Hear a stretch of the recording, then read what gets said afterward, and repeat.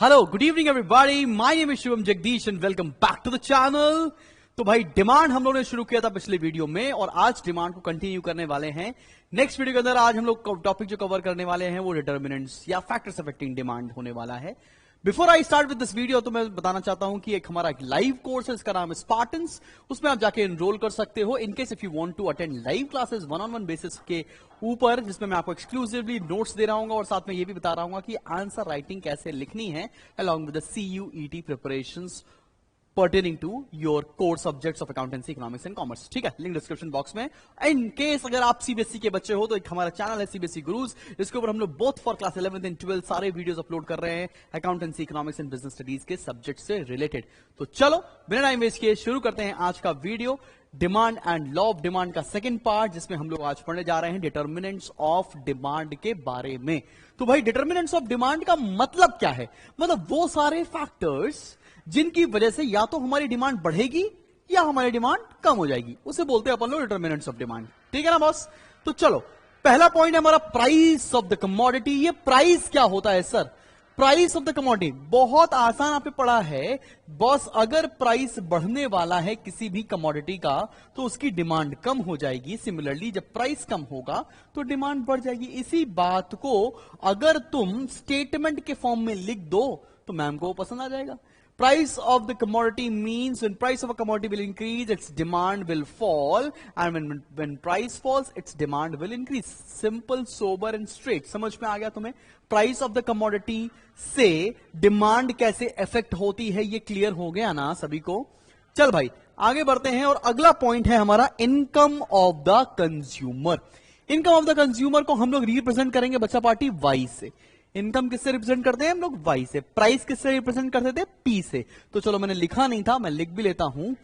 ये है पी और ये है बॉस वाई। चलो अभी इनकम ऑफ द कंज्यूमर जब हमको फैक्टर्स पढ़ना है तो आपको तीन तरह के गुड्स के बारे में जानना जरूरी है। तीन तरह के गुड्स क्या होते हैं? एक होता है बच्चा नॉर्मल गुड्स, एक होता है हमारा नॉर्मल गुड्स। दूसरा टाइप ऑफ जो गुड होता है हमारा उसको बोलते हैं अपन लोग इंफीरियर गुड्स, इंफीरियर गुड्स। और जो तीसरे टाइप ऑफ गुड्स है वो है हमारा इनएक्सपेंसिव नेसेसिटीज, इनएक्सपेंसिव नेसेसिटीज। इसको हम लोग IN के फॉर्म में रिप्रेजेंट कर रहे हैं, इसको IG के फॉर्म में और इसको नॉर्मल गुड्स के फॉर्म में। भाई देख नॉर्मल गुड्स के साथ ना बड़ा ही डायरेक्ट रिलेशनशिप होता है। जैसे इनकम बढ़ेगी डिमांड बढ़ जाएगी, जैसे इनकम कम होगी डिमांड कम हो जाएगी। ये नॉर्मल गुड्स की फिलॉसफी होती है। जैसे इनकम बढ़ेगी नॉर्मल गुड्स की डिमांड बढ़ जाएगी और इनकम कम नॉर्मल गुड्स की डिमांड कम। क्या तुम्हें इनकम और नॉर्मल गुड्स के बीच में रिलेशनशिप समझ में आ गया? अब इसका एकदम ऑपोजिट होता है इंफीरियर गुड्स के कंपैरिजन। इंफीरियर गुड्स पता क्या होता है? वो गुड्स जो इनकम बढ़ने पे लोग कंज्यूम नहीं करते उसे इंफीरियर बोलते हैं हम लोग। ठीक है, जैसे कि मैंने बोला अगर इनकम बढ़ी तो इंफीरियर गुड्स की डिमांड कम हो जाती है। जब मैं ज्यादा कमाने लगता हूं तो मैं इंफीरियर प्रोडक्ट्स कम कंज्यूम करता हूं और जब मैं कम कमाता हूं तो इंफीरियर गुड्स की डिमांड ऑटोमेटिकली बढ़ जाती है। तो इसमें इनवर्स रिलेशनशिप लग रहा है between income and the demand for inferior goods. ठीक है, समझ में आ रही है ना बात यहां तक? अब आते हैं तीसरे वाले पॉइंट पर और तीसरा वाला पॉइंट है इनएक्सपेंसिव नेसेसिटीज। इनएक्सपेंसिव नेसेसिटीज का मतलब क्या होता है? वो सारे गुड्स जो बहुत ज्यादा जरूरी हैं आपके लिए कंज्यूम करने के लिए और उनका बहुत ज्यादा प्राइस या इनकम से फ्लक्चुएशन नहीं आती है डिमांड में। ठीक है, तो इनएक्सपेंसिव नेसेसिटीज का मतलब क्या होगा भाई? आपको ऐसे दवाइयां हैं, ऐसा थोड़ा ना कि भाई पैरासीटामोल खा रहे हो, कमाने लगे ज्यादा तो ज्यादा पैरासीटामोल खाने लगे, या मैं 1 चम्मच चाय में चीनी लेता था अब मैं ज्यादा कमाता हूं तो मैं 4 चम्मच चाय में चीनी ले लूंगा, ऐसा थोड़ा ना होता है। तो इनएक्सपेंसिव नेसेसिटीज की डिमांड स्टार्टिंग में तो थोड़ी सी बढ़ती है, उसके बाद वो कांस्टेंट जाती है। ठीक है ना? तो मैं क्या बता रहा हूं? Demand increases initially and then it is constant, and then it is constant. ठीक है ना भाई? आ रही ना बात समझ में? अब इसी बात को अगर एक डायग्राम के थ्रू बताया जाए तो आपको समझ में आ जाएगा। हालांकि मैं तुमको पहले 3 डायग्राम बना के दिखाने जा रहा हूं। इंडिविजुअली, फिर तीनों को एक डायग्राम में कंबाइन करके दिखाऊंगा, जो कि तुम्हारी मैम को पसंद है, और जो तो मैम को पसंद है वो करना ही करना है भाई, क्या कर सकते हैं हम लोग, ठीक है ना। तो चलो नॉर्मल गुड्स का डायग्राम बनाने जा रहा हूं। यहां पर ले रहे हैं अपन लोग X axis, zero Y axis, यहां पर है इनकम और यहां पर है डिमांड, ठीक है ना बेटा। लेट्स से, और यहां पर केस क्या होता है, इनकम बढ़ेगी डिमांड बढ़ने वाली, इनकम कम डिमांड कम। तो लेट्स से इनकम मेरी पहले 500 रुपए थी, डिमांड मेरी लेट्स से 1000 रुपए थी। इनकम बढ़ के हो गई मेरी 1000, लेट्स से इनकम बढ़ के हो गई मेरी 1000, डिमांड ही मेरी बढ़ के हो गई 2000, फेयर इनफ। तो पहला तो ये कट आ गया, दूसरा ये पॉइंट ऑफ इंटरसेक्शन आ गया, और ये कंबाइन कर दिया तो ये हमारा डिमांड कर्व बन गया। किसके केस में, नॉर्मल गुड्स के केस में, ठीक है ना। समझ आ रही कि नहीं आ रही बात, कोई दिक्कत वाली बात तो नहीं है ना, समझ जाओगे ना बच्चा पार्टी। फिर क्या हो रहा है हमारा, फिर हमारा हो रहा है इंफीरियर गुड्स का केस। इनकम बढ़ेगी, इनकी डिमांड कम हो जाती है, ठीक है ना। कैसे, आओ चलो देखते हैं। लेट्स से ये है हमारा एक्स एक्सिस, ये हमारा जीरो है, और ये है वाई एक्सिस बेटा। यहां पर है इनकम और यहां पर है डिमांड, ठीक है ना। अब मेरी बात सुनना, लेट्स से 500 की इनकम थी, 500 की इनकम थी और इनकी डिमांड हुआ करती थी 1000। अब मेरी इनकम हो गई 1000 और इनकी डिमांड हो गई है लेट्स से 400। तो हमारे पॉइंट क्या है, हमारा पहला पॉइंट तो ये आया और दूसरा पॉइंट ये आया। तो इसको हम कैसे ड्रॉ करें, इसको अपन ड्रॉ ऐसे करते हैं। ये हो गया हमारा इंफीरियर गुड्स का डायग्राम, ठीक है ना। पहले इनकम यहां थी, अब इनकम पीछे चली, बैकवर्ड बेंडिंग करके आपका डायग्राम बन रहा है। फिर आते हैं इनएक्सपेंसिव नेसेसिटीज के साथ। इनएक्सपेंसिव नेसेसिटीज के साथ डायग्राम कैसा बनेगा, मैं इंडिविजुअली बना के दिखा रहा हूं, फिर आपको सब समझ में आएगा जब मैं कंबाइन बनाऊंगा, ठीक है ना बच्चा। यहां पर है इनकम और यहां पर है डिमांड। तो यहां पर तो डिमांड इनिशियली थोड़ा बढ़ती है, उसके बाद कांस्टेंट हो जाती है। तो ये है हमारा इनएक्सपेंसिव नेसेसिटीज का डायग्राम। स्टार्टिंग में तो बढ़ती है, उसके बाद कांस्टेंट हो जाती है, ठीक है ना बॉस। चलो भाई चलो चलो चलो चलो चलो, इसका हम एक साथ डायग्राम आपको बना के दिखाने जा रहे हैं, जो कि बुक्स में भी बना हुआ है और वही पेपर में भी बना के आपको आना पड़ेगा। ये डायग्राम आपको फ्री हैंड बनाना है, तो कुछ भी मेजर करके आप नहीं बनाएंगे, ठीक है बच्चा। यहां पर है क्वांटिटी डिमांडेड, यहां पे है हमारा इनकम। चलो इसको बनाते हैं और देखते हैं कि हमको समझ में आ रहा है कि नहीं आ रहा है। एक एक करके आप प्लॉट करेंगे ताकि आपको समझ में सब कुछ आ जाए। सबसे पहले बना रहे नॉर्मल गुड्स, ये है हमारा नॉर्मल गुड्स, ठीक है ना बेटा। ऐसे बना लोगे सभी लोग, नॉर्मल गुड्स बन गया। अब बनाते हैं अपन लोग इनएक्सपेंसिव नेसेसिटीज का डायग्राम। इनएक्सपेंसिव नेसेसिटीज का डायग्राम बड़ा सिंपल है, लेकिन ये बना दिया मैंने इंफीरियर गुड्स, ये बन गया मेरा इंफीरियर गुड्स। और इनएक्सपेंसिव नेसेसिटीज के लिए क्या बनाना है, सिंपल सीधी लाइन खींच दो एक, ये हो गया इनएक्सपेंसिव नेसेसिटीज। कोई दिक्कत, कोई परेशानी, सबको समझ में आ गया। ये है मेरा इनएक्सपेंसिव नेसेसिटीज। अब ये डायग्राम तुम बना के आओगे, तुम्हें कोई भी ये नहीं कह सकता कि तुमने गड़बड़ डायग्राम बनाया है, तुमने बिल्कुल ठीक डायग्राम बनाया है। आई गेस तुम्हें समझ में आ गया होगा, ठीक है ना। ये क्यू है, ये वाई है, ठीक है भाई। चले बढ़े आगे, समझ में आ गया। इंडिविजुअली बनाया था और एक साथ भी बना के मैंने आपको दिखा दिया है, ठीक बॉस। बढ़ जाऊं आगे, अगले पॉइंट पर आते हैं। अगला पॉइंट क्या है, अगला पॉइंट है साहब consumer taste and preference. Consumer taste and preference का मतलब क्या है, याद करो वो दिन जब कुछ साल पहले बेल बॉटम जीन्स चलती थी। ओए होए होए, ऐसी राजेश खन्ना वाले लुक्स, ऐसी बेल बॉटम जीन्स चलती थी ना पहले। मेरे डायग्राम बड़े अच्छे बनते हैं, लेकिन कोई बात नहीं। तो इतनी चौड़ी चौड़ी जीन्सेस आती थी, तो भाई तब इसका फैशन था। और पोल्का डॉट्स चलते थे। कितनी लड़कियों ने पोल्का डॉट्स पहना है या कितने लड़कों ने पोल्का डॉट्स पहना है यार, कमेंट सेक्शन में लिख के बताना, ताकि मुझे पता लगे यार फैशन में सब अपडेटेड है कि नहीं है। फिर उसके बाद क्या हुआ, फैशन चेंज हो गया, एकदम पेंसिल फिट वाली जीन्सेस आ गई, एकदम पैर ना निकले वैसे कपड़े। फिर धीरे धीरे टेस्ट चेंज होकर आज की डेट में फिर पजामा फिट वापस से चालू होने लगा है। तो मतलब क्या है, कंज्यूमर का टेस्ट प्रेफरेंस फैशन के हिसाब से डिमांड पे बदलाव आता है। बस इतनी सी बताने है। विद चेंज इन ट्रेंड, अगर फैशन उसका फेवरेबल आ रहा है, मतलब मान लेते हैं अगर उसका फैशन जो है ना टेस्ट फेवरेबल शिफ्ट हो रहा है, तो डिमांड बढ़ जाएगी, और अगर अनफेवरेबल है तो डिमांड कम हो जाने वाली है। ये फेवरेबल अनफेवरेबल किसकी बात कर रहा हूं? फैशन की, ट्रेंड की। अगर उसको ट्रेंड समझ में आ रहा है तो ऑब्वियस सी बात है वो डिमांड इंक्रीज कर लेगा, और अनफेवरेबल ट्रेंड है, उसको नहीं मजा आ रहा है, तो उसकी डिमांड कम हो जाने वाली है। सिंपल सा पॉइंट है ये हमारा टेस्ट एंड फैशन के ऊपर। अब आते हैं रिलेटेड गुड्स। सबसे इंपॉर्टेंट पॉइंट के ऊपर आ गए हो बच्चा पार्टी, ये बहुत दिल लगा के पॉइंट पढ़ना है। रिलेटेड गुड्स आपके वहां दो तरह के होते हैं। पहला होता है बेटा सब्स्टिट्यूट गुड्स, सब्स्टिट्यूट गुड्स, और दूसरा होता है हमारा कॉम्प्लीमेंट्री गुड्स। एक एक करके बहुत डिटेल में समझाऊंगा ताकि तुम्हें समझ में भी आ जाए, तुम्हारी मैम को जो पसंद है वो तुम आंसर लिख के भी आ जाओ। सब्स्टिट्यूट गुड्स कौन से होते हैं? वो गुड्स जो एक की जगह है दूसरे इस्तेमाल किए जाते हैं। जैसे कि क्या? जैसे कि एग्जाम्पल में अगर दूं तो मैंने पेप्सोडेंट ले लिया एंड कोलगेट ले लिया, एक दूसरे के सब्स्टिट्यूट है।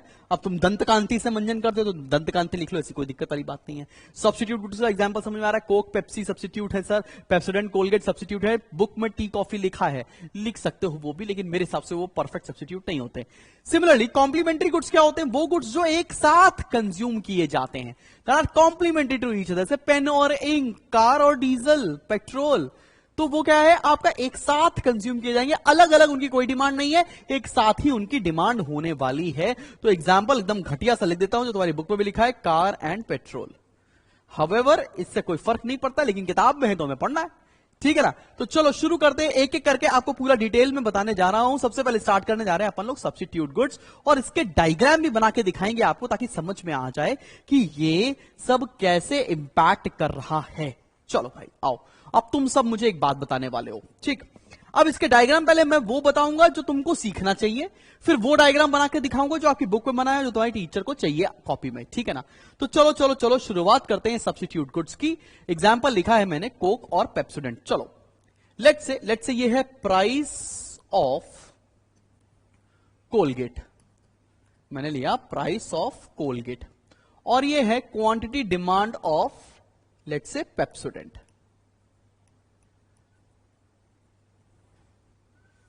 प्राइस ऑफ कोलगेट और क्वांटिटी डिमांड ऑफ पेप्सोडेंट। ये मैं पहला केस लेके जाता हूं। यार रुको, इसको और सिंपल कर देते हैं, मैं इसको और सिंपल करते हैं, ये वाला केस 2 मिनट बाद बताते हैं। चल सुन, ये है प्राइस ऑफ पेप्सोडेंट और क्वांटिटी डिमांड ऑफ पेप्सोडेंट, दोनों तरफ पेप्सोडेंट है। मैंने कहा प्राइस पेप्सोडेंट की 100 रुपए थी, अभी भी 100 रुपए है। डिमांड पहले पेप्सोडेंट की 500 थी, अभी डिमांड एकदम से बढ़ के 1000 हो गई है। तुम मुझे यह बताओ कि इसका रीजन क्या है? पेप्सोडेंट तो पहले भी 100 रुपए का आ रहा था, अभी भी 100 रुपए का आ रहा है साहब। डिमांड लेकिन पेप्सोडेंट की एकदम से क्यों बढ़ गई? इसके पीछे रीजन क्या निकल के आ रहा है? रीजन ये आ रहा है सर कि कोलगेट महंगा हो गया होगा, कोलगेट का प्राइस बढ़ गया होगा, जिसकी वजह से कोलगेट के जो कंज्यूमर्स हैं ना वो पेप्सोडेंट कंज्यूम करने लगे। क्या बात समझ में आ रही कि नहीं आ रही है? मैंने क्या बोला कि पेप्सोडेंट मान लेते हैं सर 100 रुपए का आ रहा था पहले भी, और आज भी 100 रुपए का आ रहा है। पहले हमारी क्वांटिटी डिमांड ऑफ पेप्सोडेंट 500 थी और एकदम से बढ़ के 1000 हो गई, जबकि इनका प्राइस शिफ्ट नहीं हुआ। तो इसके पीछे रीजन क्या हो सकता है? इसके पीछे रीजन ये हो सकता है कि हमारा कोलगेट का प्राइस बढ़ गया होगा, जिसकी वजह से कोलगेट महंगा हो गया, तो कोलगेट के कंज्यूमर्स पेप्सोडेंट खरीदने लग गए। समझ में आया? वीडियो पॉज करो, कमेंट करके बताओ तुम्हें समझ में आया कि नहीं आया, बिकॉज अगर ये समझ में आ गया है तो हर तरह की केस स्टडी तुम्हारे लिए आसान हो जाएगी यहां से डिमांड चैप्टर की। तो चलो इसी बात को अगर हम डायग्राम के थ्रू बताएं, इसी बात को हम डायग्राम के थ्रू भी तो बता सकते हैं। ये एक्स एक्सिस, ये 0, ये वाई एक्सिस, यहां पर है प्राइस, यहां पर है क्वांटिटी डिमांड। प्राइस तो कांस्टेंट है, प्राइस तो कांस्टेंट है 100। ये प्राइस किसका है? पेप्सोडेंट का। क्वांटिटी डिमांड किसकी है? पेप्सोडेंट की। अच्छा डिमांड पहले कितना था? 500। डिमांड पहले थी 500, ये डिमांड है। अभी डिमांड बढ़ गई, डिमांड बढ़ के हो गई 1000। तो हमारी डिमांड किस साइड शिफ्ट हो गई? डिमांड हमारी शिफ्ट हो गई राइट वर्ड। इसे बोलते हैं हम लोग इंक्रीज इन डिमांड। क्या बोलते हैं बच्चा बाड़ी? इसे बोलते हैं हम लोग इंक्रीज इन डिमांड हो गया है। क्लियर है कि नहीं क्लियर? और इसके पीछे रीजन क्या है? पेप्सोडेंट के प्राइस बढ़ गए हैं, इसका रीजन ये है, सॉरी, कोलगेट के प्राइस बढ़ गए हैं, इसका सिंपल सा ये रीजन है, समझ में आ रहा है। सिमिलरली ऐसा भी तो हो सकता है कि यहां पे डिमांड बढ़ने की बजाय ये डिमांड कम हो जाए, 300 हो जाए। इसके पीछे रीजन क्या हो जाएगा? अगर 300 हो गई तो तुम्हारी जो डिमांड है वो कम हो जाएगी, इस साइड शिफ्ट हो जाएगी। तो अगर लेफ्ट साइड शिफ्ट हो, इसके पीछे रीजन क्या हो सकता है? कोलगेट के प्राइसेस अब कम हो गए। तो तुम्हें अगर नॉलेज अप्लाई करना आ रहा है तो केस स्टडी तुमसे बन जाएंगी, कोई दिक्कत नहीं आएगी। लेकिन अगर तुम नॉलेज अप्लाई ही नहीं कर पा रहे हो कि भाई अगर ऐसा कैसे हो रहा है, इसका आंसर नहीं मिल रहा, तो तुम्हारे साथ दिक्कत है बॉस। अगर तुम्हें समझ में आ रहा है इसके साथ ऐसा क्यों हो रहा है, लॉजिक क्या लग रहा है कि पेप्सोडेंट के तो प्राइस बढ़ नहीं रहे, सेम है सर, उसकी डिमांड कैसे कम हो सकती है? उसकी डिमांड इसलिए कम हो सकती है कि कोलगेट और सस्ता हो गया होगा। ठीक है, समझ में आ रही है बात? इसे बोलते हैं हम लोग सब्स्टिट्यूट गुड्स का पूरा केस। अब हमको डायग्राम कौन सा बना के आना है? तुम ये डायग्राम भी बना सकते हो, कोई दिक्कत नहीं, स्कूल में टीचर काट नहीं सकता है, लेकिन पसंद नहीं आएगा उसको। तो पसंद क्या आएगा? अब आपको बनाना क्या है, आपका ये डायग्राम आप वो देख लीजिए, आप स्कूल में ये डायग्राम बना के आएंगे, कोई दिक्कत नहीं है, ये भी सही है और ये भी तुम्हें समझ में आ जाएगा। चलो लिखो, X axis Y zero, Y axis जल्दी से लिखेंगे। यहां लिख रहे हैं अपन लोग प्राइस ऑफ कोलगेट, और यहां लिख रहे हैं डिमांड ऑफ पेप्सोडेंट।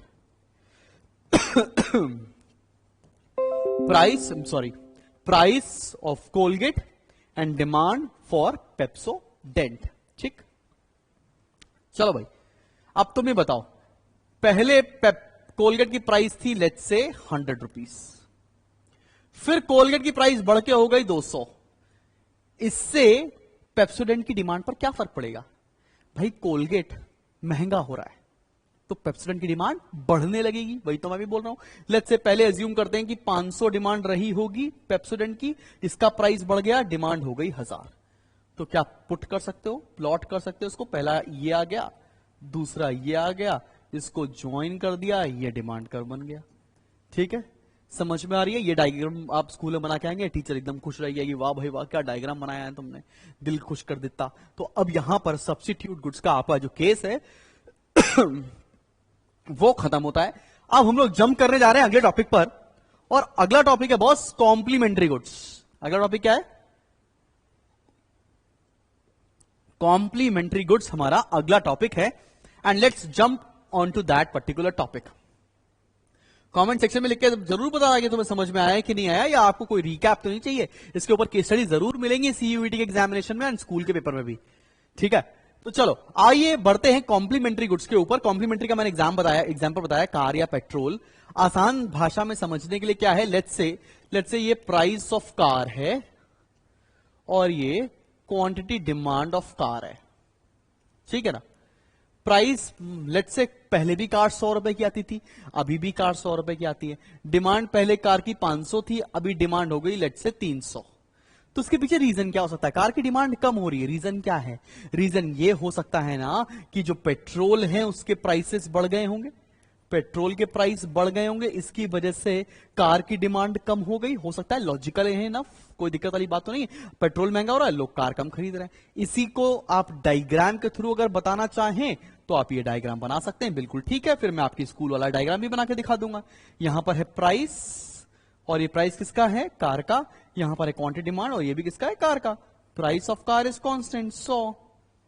पहले कार कितनी थी? 500 की डिमांड थी, ये डायग्राम था। अभी कार की डिमांड कम हो गई, कितना हो गई? 300 हो गई, तो ये लेफ्ट साइड शिफ्ट हो गया। कोई दिक्कत वाली बात तो नहीं है, समझ में आ रही है। लेकिन हमको स्कूल वाला डायग्राम भी तो बनाना है ना, जो स्कूल में पूछा जाएगा। चलो आओ बनाते हैं।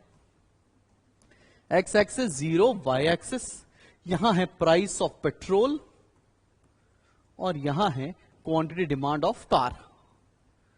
अब देखो भाई कैसे बताओगे, कैसे कैसे कैसे कैसे चलेगा? ठीक है ना, कैसे चलेगी बात?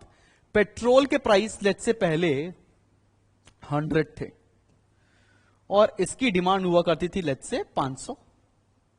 फिर पेट्रोल के प्राइस बढ़ गए, अभी 200 हो गए, कार की डिमांड कम होके हो गई 300। फेयर इनफ, हो सकता है? क्या दिक्कत क्या है इसमें? हो सकता है बिल्कुल। तो मुझे बताओ डायग्राम कैसा बनेगा यार? 100 पे तो 500 था और 200 पे तो 300 हो गया। तो इस बार जो डायग्राम बन रहा है वो ऐसा बन रहा है कि नहीं है? तो ये डायग्राम हमारा किस चीज का होगा? कॉम्प्लीमेंट्री गुड्स का। ठीक है, पेट्रोल के प्राइस बढ़ेंगे, कार की डिमांड कम हो जाएगी। पेट्रोल के प्राइस कम होंगे, कार की डिमांड बढ़ जाने वाली है। ठीक है ना, बात समझ में आ रही है तुमको? कोई दिक्कत वाली बात तो नहीं है। बढ़ जाऊं आगे, इसी को और डिटेल में पढ़ेंगे तो उसे बोलते हैं क्रॉस प्राइस इफेक्ट। ठीक है, rather let's jump to consumer expectation. अभी कंज्यूमर एक्सपेक्टेशन क्या है? ये एक्सपेक्टेशन बड़ी हर्ट करती है, बताओ करती है कि नहीं करती है? ये कंज्यूमर एक्सपेक्टेशन ये बोलता है, कभी कभी कंज्यूमर ये अज्यूम करता है कि इन फ्यूचर किसी कमोडिटी के ना प्राइस बढ़ने वाले हैं। लेट्स से मुझे ये पता चलेगा कि मुझे मैगी बहुत पसंद है। मान लेते हैं कि हमें रातों रात खबर मिल जाए कि 3 दिन बाद या 4 दिन बाद मैगी महंगी हो जाएगी। जो 11-12 रुपए की मैगी आती है 100 रुपए की आएगी, महंगी होने वाली है। अगर लगे इन फ्यूचर प्राइसेस बढ़ने वाले, तो हम आज की डेट में क्या करेंगे? तो we will buy more of a commodity today. अगर फ्यूचर में किसी भी कमोडिटी के प्राइस बढ़ने वाले हैं तो आज उसकी डिमांड बढ़ जाएगी। Fair enough. और अगर हमें यह समझ में आ जाए कि फ्यूचर में जो 12 रुपए की मैगी है 2 रुपए की मिलेगी, तो आज क्या खरीदेंगे ना।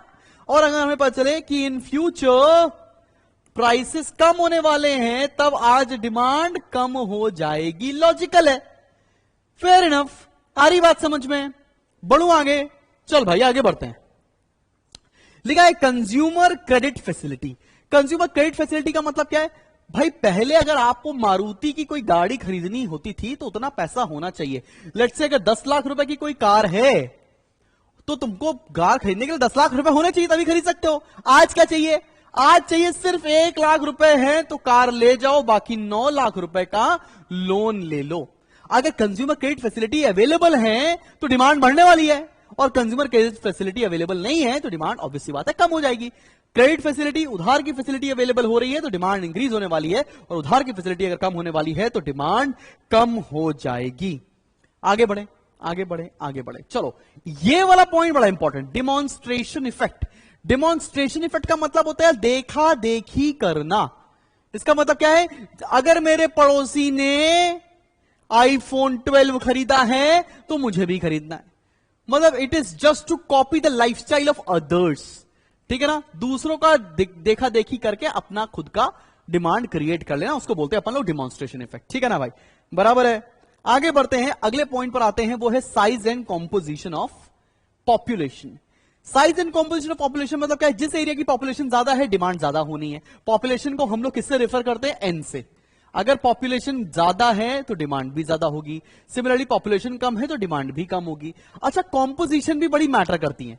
कॉम्पोजिशन मैटर करता है कितने मेल हैं, कितने फीमेल हैं, कितने हमारे टाइनी टॉडलर्स हैं, कितने छोटे बच्चे हैं। तो जहां छोटे बच्चे ज्यादा रहते हैं वहां पर उस तरह की गुड्स की डिमांड ज्यादा होती है, टॉयज एंड ऑल की डिमांड ज्यादा होती है। जहां फीमेल एंड ऑल है, I am sorry, I am not sexist, लेकिन फिर भी वहां कॉस्मेटिक्स, वहां पे क्लोथ्स की डिमांड ज्यादा होती है। जहां मेल लोग ज्यादा रह रहे हैं वहां पर कार्स, बाइक, स्कूटर्स, इन सब की डिमांड ज्यादा होती है as compare to other people. बात समझ में आ रही कि नहीं आ रही? ठीक है, चलो भाई आगे बढ़ते हैं, और अगला पॉइंट है हमारा डिस्ट्रीब्यूशन ऑफ इनकम। 9th वाला point, distribution of income. Distribution of income का मतलब क्या है? मतलब किस जगह पर किस तरह के लोग रह रहे हैं। वो तुमने जोक तो सुना होगा, साउथ दिल्ली, साउथ बॉम्बे। ठीक है, अब अगर साउथ दिल्ली में लोग रह रहे हैं, यहां के लोग रईस, एक्सक्यूज मी भैया कितने का दे रहे हो ये? देखा नहीं तुमने स्टैंड अप? मैंने भी देखा, हमारी तो कुछ लोगों से बात भी होती है। ठीक है ना, जो साउथ दिल्ली से ही है और उनका भी एक्सेंट बिल्कुल सेम है। अगर आप देख रहे हो वीडियो तो बताना मेरे को। तो साउथ दिल्ली से हैं अगर, तो वहां पर रह रहे हैं लोग रईस, वहां पर सामान भी वैसे ही मिलते हैं, ब्रांडेड मैंगो के कपड़े और ये वो पता नहीं क्या क्या। और किसी जगह अगर सस्ते लोग रह रहे हैं, अपन लोग देसी, west Delhi, west Bombay, west Lucknow, वहां पे क्या सब सस्ता सस्ता सामान मिल रहा होता है भाई। आई चौल वाली दुकानें होती हैं, सस्ता सामान 5 रुपए का 1, 10 रुपए का 2, ऐसा वाला सामान बिक रहा होता है। मतलब डिस्ट्रीब्यूशन ऑफ इनकम, इनकम को देखते हुए वहां पे लोग रईस रह रहे हैं तो वहां पर महंगे गुड्स की डिमांड है, जहां पे लोग सस्ते रह रहे हैं, जहां पे इनकम कम है, वहां पर उस तरह के गुड्स की डिमांड होती है। इसको बोलते हैं हम लोग डिस्ट्रीब्यूशन ऑफ इनकम। क्लियर है, सॉर्टेड। आगे बढ़े, नेक्स्ट पर आ जाए बॉस। नेक्स्ट है हमारा क्लाइमेटिक फैक्टर्स। क्लाइमेटिक फैक्टर्स मतलब क्या है? कि जैसे अपन लखनऊ में, दिल्ली में, यहां होती गर्मी, ठीक है ना, यहां पर होती है एसी की बिक्री। और अगर ऑन द कॉन्ट्ररी अगर चले जाएं हिमाचल में या किसी और हिल स्टेशन की तरफ, वहां पर एसी की डिमांड बिल्कुल नहीं होती है। तो depending on the climate climatic factors, demand may vary as per the needs of the people who are living there. ठीक है ना बॉस, समझ में आ रही है या नहीं आ रही है? फिर क्या है, गवर्नमेंट पॉलिसी. लास्ट पॉइंट है हमारा गवर्नमेंट पॉलिसी. गवर्नमेंट पॉलिसी क्या है, आओ देखो. गवर्नमेंट पॉलिसी क्या मैटर करती है कि आपके गुड्स पर कितना टैक्सेस लगा रही है सरकार, कितना जीएसटी लगा रही है, कितना टैक्सेस लग रहे हैं जिसकी वजह से गुड्स महंगे हो रहे हैं. ठीक है ना बेटा? तो अगर मैं इसको बताना चाहूं